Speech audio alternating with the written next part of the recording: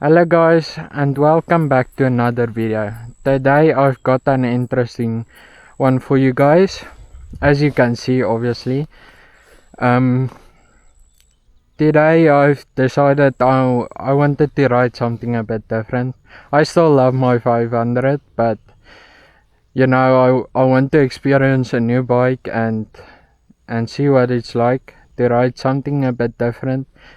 This one isn't normally my style, or the more adventure types of bikes. I lean more towards dual sports and dirt bikes, which this one was kind of a dual sport but isn't really anymore. I don't know if you guys can tell, but this is a KTM 690 Enduro, 2016 to be exact. This is my dad's bike. He got this the same around the or he got this the same day as I did. And I'll get into that story and why he wanted one of these. And this bike also has a bit of history with it. I don't know if you guys can see the stickers on this bike. It tells you a little bit about the bike, and yeah, this one has an interesting history, and and I'll also say what I think of this bike and how it rides for me. This is my first time on this bike. This is the biggest bike I've ever ridden. I think up until this point it was between 300s. So I've ridden a Yaski and a KTM 300 and my 500. I would probably say those. The 300s are more aggressive when it comes to power band and those things. But this will be the most powerful bike. It is rumored to have a little over 80. This one wasn't dynoed to my knowledge, but I'll tell you why in a second, why it is over 80, because this isn't a stock 690. But yeah, let's get into it and see my first reaction of this bike. I did ride it just not even far from our house, because there it was hilly and I'm not comfortable with the weight of this bike fully and how it sits, and I can easily see how I dropped this bike just because I misstepped or something like that. So I decided to just focus on getting the bike down here without the camera, and yeah, but now I'm here. I barely gave it any throttle or any power, so I just like cruised it slowly down here. But I'll give a walk around of this bike or show you guys how it looks. It is quite interesting bike to look at. It almost gives off Dakar vibes, and it has a Dakar sticker on it, so but I'll get into that in a second. Let's get on this bike. It's always weird to get on a different bike after you've ridden your own bike for so long. Just want to get this in neutral. Okay, let me get on. Yeah, weight is a bit interesting. This bike has 2 fuel tanks on the side, so the weight is low, which is nice for riding. And it's like, but it feels like almost like wide in a sense for a bike. I've never been on another adventure bike, so I don't know how they feel. But okay, turn on, if I can get it to. Then on ignition, prime fuel pump. Also the first motorbike or motorcycle to have a dash that I've been on. And then start. You can hear that single cylinder just thumping away. As you can see from the vibrations of the mirrors. Yeah. Okay, let's go. I think mostly I'll just ride for a second and then I'll talk about this bike if I can get my footing.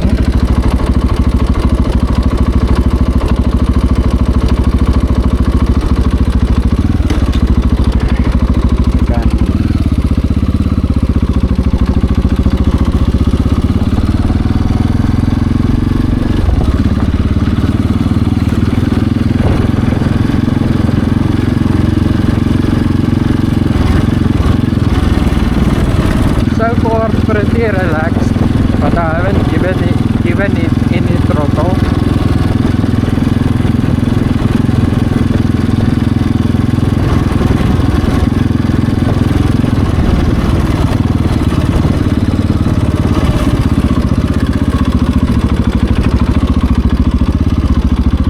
Yeah, handling is a bit funny to me. Like I don't know how to feel about it because I can't see in front of my wheel. As I said in the previous video, I like to see where the front wheel is at and what is happening, and it's almost like I have to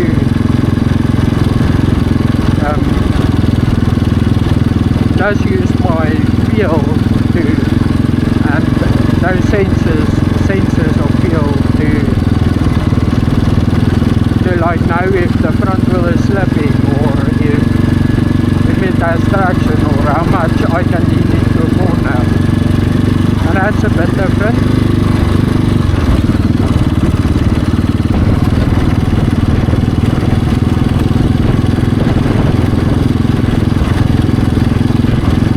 Honestly, it's pretty chill so far.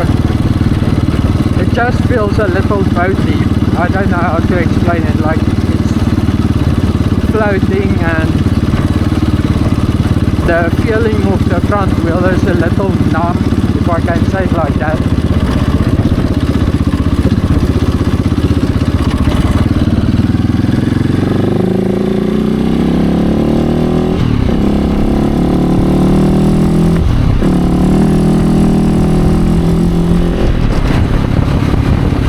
Now this thing barks like nothing else.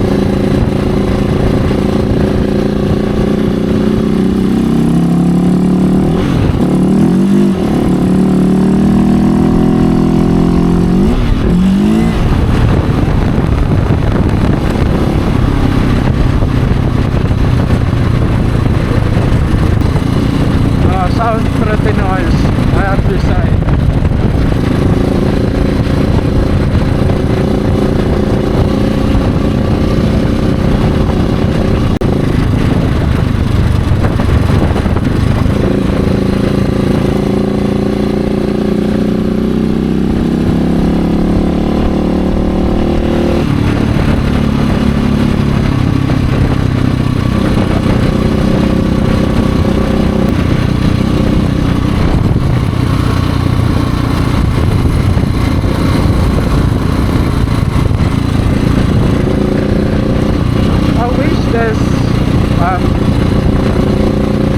Like front fairing on this rally tower was clear, would have been nicer, because even if I stand on it, can't really see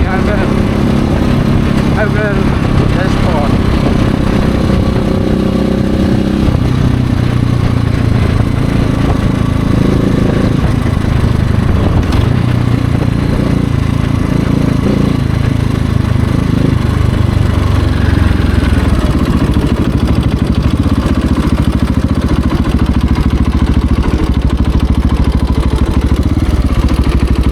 I don't know why it automatically goes into neutral.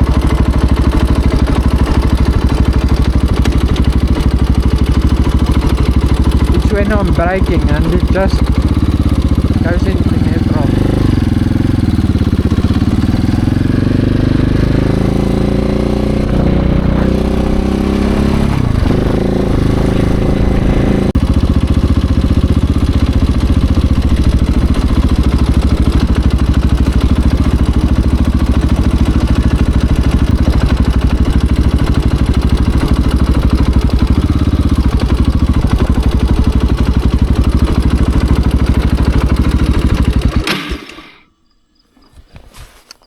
Yeah, that was interesting.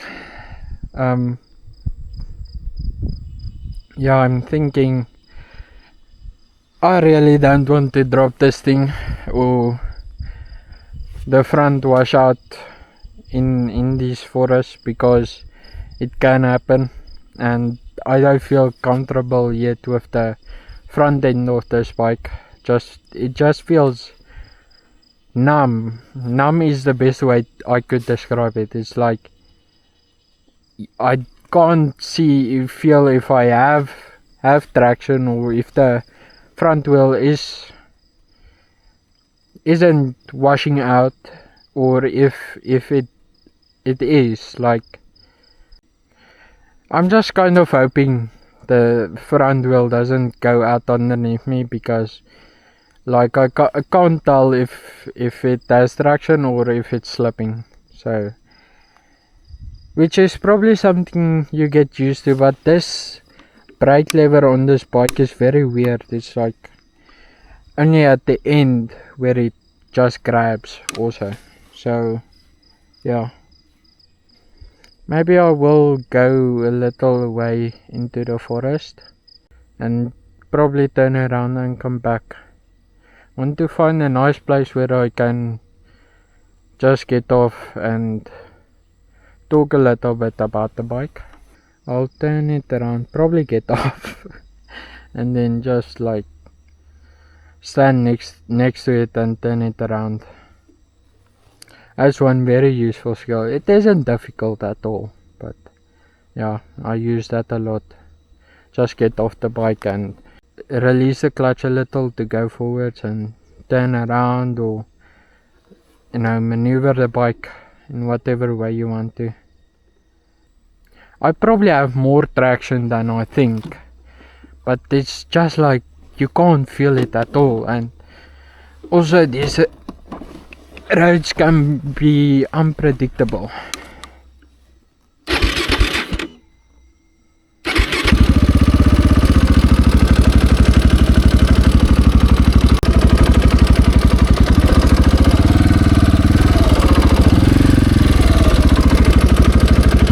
With these bikes, you have to use gravity at all times. Gravity and power.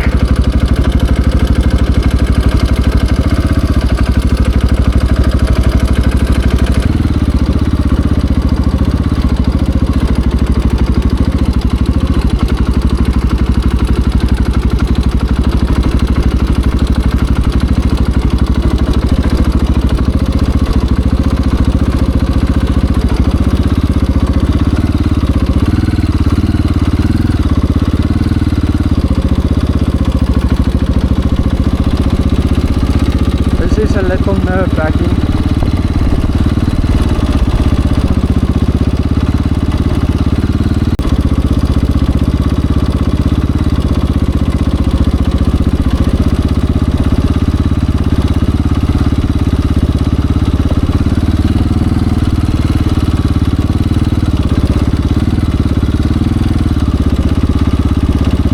It just feels like the bike is floating. Like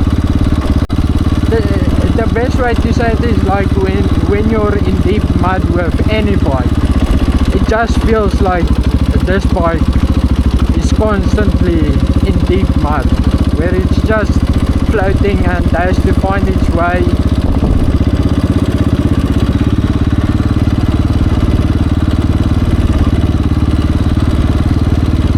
But I'm getting a little more confident.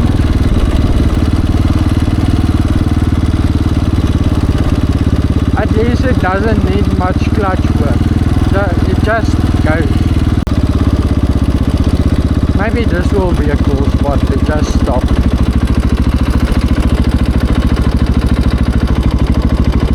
Just not beneath the spider web. Okay, I'm going to let this beast cool down a little. I'll be back in a second. I just want to get my jacket off because even though it's a cold day, I'm getting hot. These things aren't cool. So yeah, and then I'll get back to filming and tell you a little bit about the history of this bike and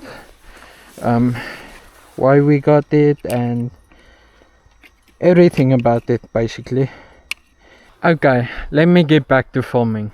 So like I said, this was or is a 2016 KTM 690 Enduro.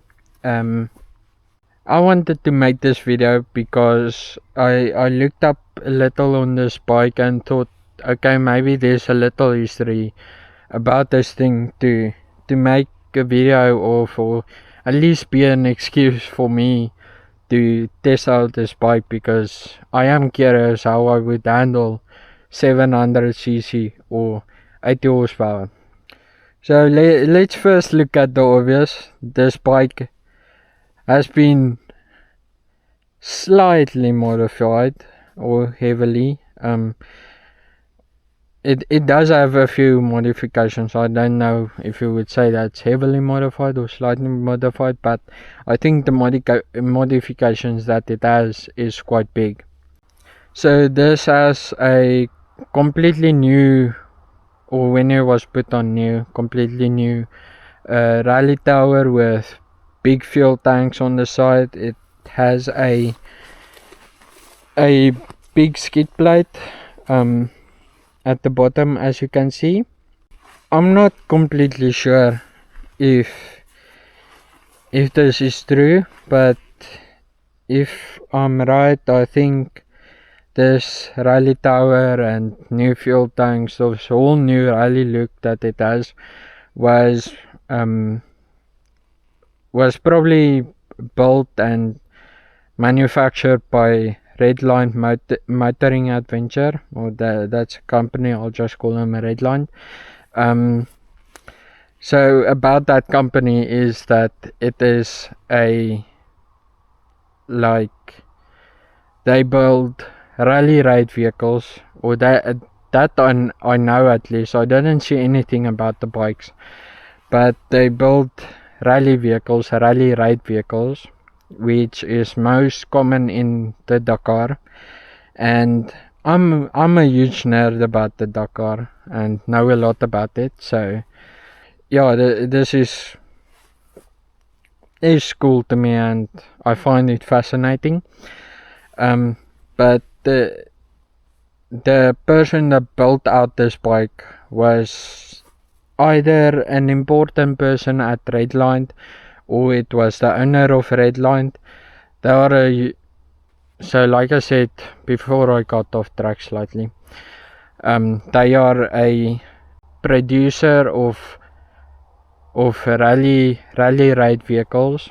I think, I'm not sure if they are fully custom, but some of that I've seen of them are like Nissan rally raid bakkies, or it's at least supposed to look like a Nissan. And there are other ones that just say Redline on the front, but they all look pretty much similar, and a lot of them have entered into Dakar. There is a big South African influence in Dakar. Or when I say that, I mean like there is a lot of manufacturers and teams in Dakar. There's a lot of drivers and riders that are all from South Africa. So, you know, the chances of getting this bike wasn't rare when you're looking at bikes and things. Yeah, the guy built it out as a rally bike. or not a rally bike. I think he built it out for himself as an adventure bike, or a like very capable adventure bike to go off-road and ride some gnarly places, but also be able to ride on the road. And yeah, I think you also probably used it as like promotion, with all the stickers and things. And you see that a lot in the off-road world, like with like suspension companies and tire companies and people that get out your cruiser, Land Cruiser, or whatever you want to. You see that a lot, but that's a vibe I'm getting from it. And then the second thing is that this bike, yes, it is built from a 690 LC4 engine. It has a big bore kit. As you can see, 732cc. So that's, I don't know what they come stock with, but I would guess maybe 40cc increase, which is a lot. And I looked at numbers, what they say this kit puts out is little over 80 horsepower, while the stocks ones are between 65 and 70, probably 75 for newer ones. But yeah, and that is pretty cool, because I don't know, I have never heard of a big board 690 engine, or the LC4. And 690cc or 700, I don't know what it is, it's already big for a single cylinder. Like, this is the biggest single cylinder you can get still. And yeah, it's like a dying breed, or one of its kind, is these big single cylinders, and especially the 690 701s. And I don't know if Gas has a model with the same engine, like this, designed alongside the 690 rally bikes, or those are pretty similar engines. And they raced with it in Dakar from 2007 to 2010. Also at that time, KTM was like the manufacturer to beat in Dakar. They had like, I wanna say 10 titles, or I think they had like a streak of 14 and 15, of 14 or 15 titles. Correct me if I'm wrong. Like, I'm just guessing, but it's double digits at least. So they were huge at the time, and that's where this engine was made, and it shares a lot with the 690 rally bikes. That's a little about the 690 platform, and also this 730cc big bore on this bike. Interesting fairings. It also has a Akrapovic or Krapovic exhaust, however you want to say it. It has one of those, and like I showed, it sounds pretty nice. And I'll do a little rev if I can find a nice place to do that. The reason why we ended up with this bike is because we were looking for 500 road legal dual sport that can go on the road and off the road. Also looked at 390s adventures, but decided against those. And that would be my bike to ride and to go and explore. And it's always been like a dream for us. I wouldn't say dream, but we've always said, it would be so nice if we both have bikes and can go on the road and go and explore, do a little bit of adventuring, ride, mostly off-road, mostly tracks in the mountains and things like that, but can hop from road to road and just enjoy that experience. Because I've wanted a 500 for a long time. I didn't think I would get it then. I thought I would have to buy it on my own, but I'm very grateful for that bike. But my dad's idea has always been 690, but then we got a little scared because they have wiring issues, or at least in the older ones. This one, I would say pretty low kilometers for a 690 and well looked after. Before we decided we wanted to get a 690 as my dad's bike for us to go and ride around, we looked at GS 800, but that's a lot more road focused, and where we live, mostly wanting to go off-road, that wasn't a good decision, and a lot of the roads here can get rough, so I think that didn't work, and most of them were high kilometers. And then we also looked at Tanneray XT 660s and also Tanneray 700s, but the problem is I like those 700s. I think they would be great bikes, a lot more off-road focused than a GS or the other KTM models, that like the 790s, 890s, those things. So the Tannerays were a little expensive, let's say that. Especially, I think the thing was the 700s were a little expensive, but the 660s had high kilometers or high mileage, so didn't look like feasible options, because my dad didn't want something with 5 miles. The same place where I got my bike, at the same time when my dad was organizing to get the 500, those guys said they had a 690, but it was a bit different. They had the big Poskitt.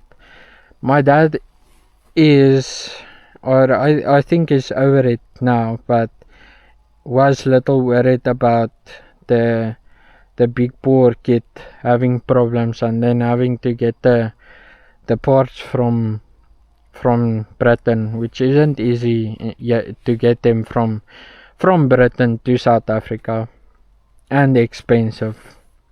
We decided to get these two bikes. I think it's also important for me to introduce this bike, because in future videos you will see it probably when I'm riding with my dad. I want to maybe film a few rides here and there where we are going to a restaurant or a cafe or riding dirt roads or whatever. I want to film that. Maybe it's time to get back on the bike, and I'll find a place to maybe give it a few revs, and yeah, then we'll head back, because it's also raining, like very softly, but it's sprinkling down.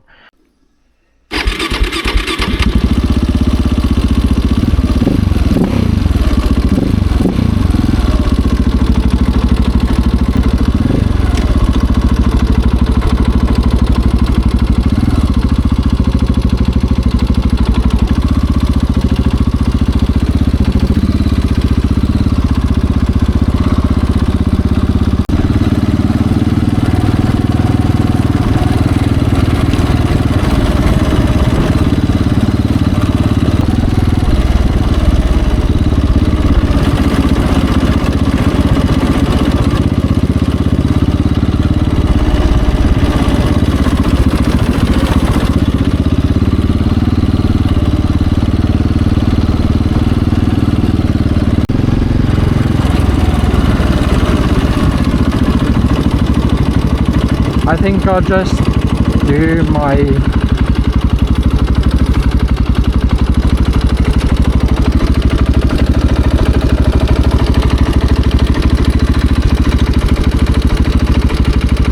this shifter is funky, I don't like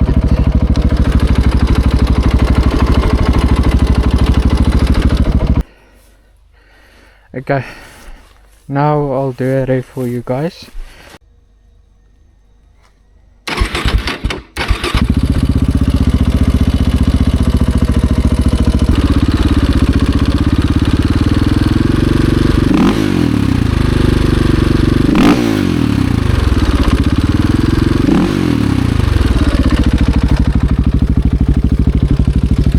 Doesn't sound too bad. Sounds pretty good.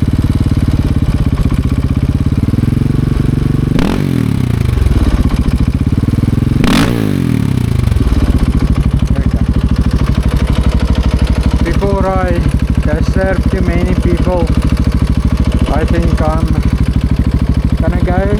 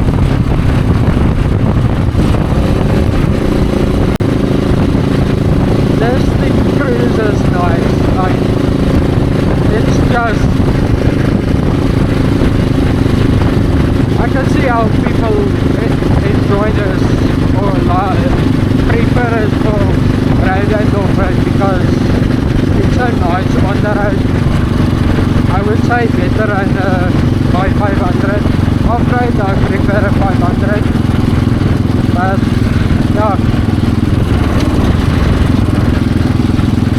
if you're riding more on the road, then I would say it's nice.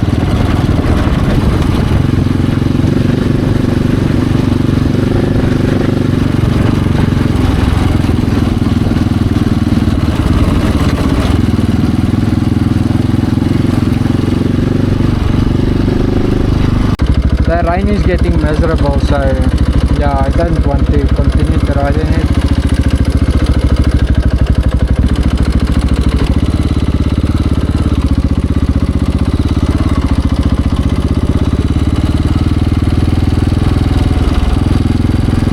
Give me some final thoughts before or while I go back home. That was sketch. Yep, that's my thoughts. That was sketch. No, but seriously,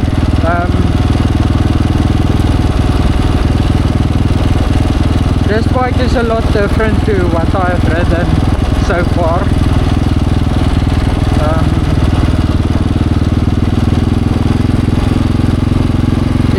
Like I said, it feels floaty, and then in the mud it feels even more floaty.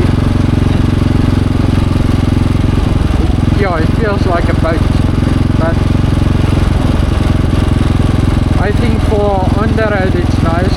So on the tar, through the turns, it felt very comfortable. Like I trusted it more than I would trust my 500 to lean, and I didn't even lean it that far, but I felt like I could lean it further.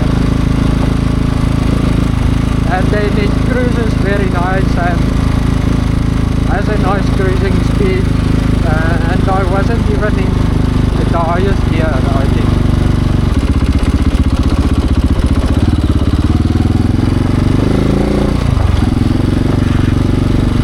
And then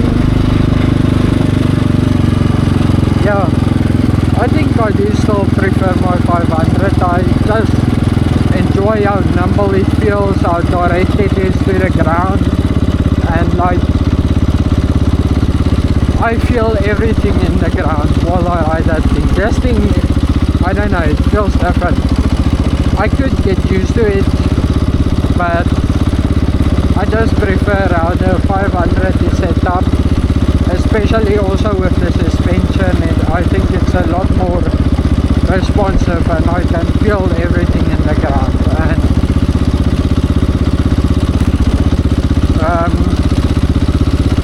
the big tanks, I don't like that a lot. It just feels awkward to place my foot down. It feels like I don't have as much places to put my foot down, so if I'm at the wrong place I could put my foot down wrong, and then me and the bike goes over. But what I do have to say I like about this bike is the power. I like the power, but I like that it is chill. Like 80 horsepower in this thing is easy to handle, and yeah, it's like very easy, and like I'm riding now, it's very like tame and relaxed.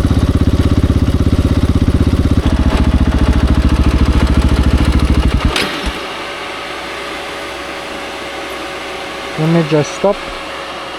But yeah, I think I should wrap it up. I think for many people this would be a great bike.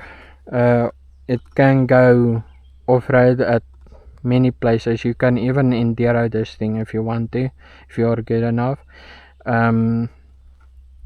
It is also nice on the road, I think, compared to a dirt bike. A street bike would be nicer on the road, but this is not too bad on the road, I think. For me personally, I think if I had to go to this size of a bike and get something, a bit more adventurous in how it rides and what it is, I think I'd rather try to get a Tannerai T7, because mainly because it doesn't have the tanks on the side. I think this is more capable and will excel more if you don't mind the tanks, but the tanks and even this rear tank that you get on the 690 Enduros is a lot, like it feels weird, and like where I want to put my foot is the tank, or the rear tank at least. I'm kind of resting my leg against that tank when my foot is down, and I don't like that. And this just feels big and a lot overwhelming, and I almost dropped it once or twice. Yeah, and I think like a Tannerai T7 would be a great bike in this category for me, or even stock 690 without the fairings, I think. But this bike is a great competitor, how it is built out now, to a T7, with how it looks and also its off-road capability. There isn't a lot on the market. Aprilia Touareg and a 890 Adventure, or maybe like that's the biggest, a T7, the 690. I think that's like the best few options between 800 and 650cc bikes that are adventurous but can go off-road pretty well. And the two leading that sector, I would say, is the 690 and the T7. Probably the T7, because 690 stock from the dealer is more of a deal sport, but I think it serves the same purpose as those T7s. And yeah, I think I will end it. And it was a fun experience to ride this bike. I enjoyed it. I hope you guys enjoyed this video, and I didn't talk too much and make it too long. I'll probably edit out some things. I like to talk about this because I'm kind of nerdy when it comes to bikes and adventure bikes, and or not, yeah, not adventure, mainly dirt bikes, but I like I like rally bikes. I think it's so cool to go 150 through the desert and just hold on for dear life. That's just the boy in me that thinks that's cool. And how they look, I just think they look cool. Like this bike does look cool, I have to say. It gives off that proper vibe of late 2000s rally bikes. That's the vibe this bike gives, and I have to say that's cool. I did kind of want a like rally tower on my 500 when we were searching for one for a 500, because there are a few, but or they are old or they are expensive. But I hope you guys enjoyed the video, and until next time, bye guys.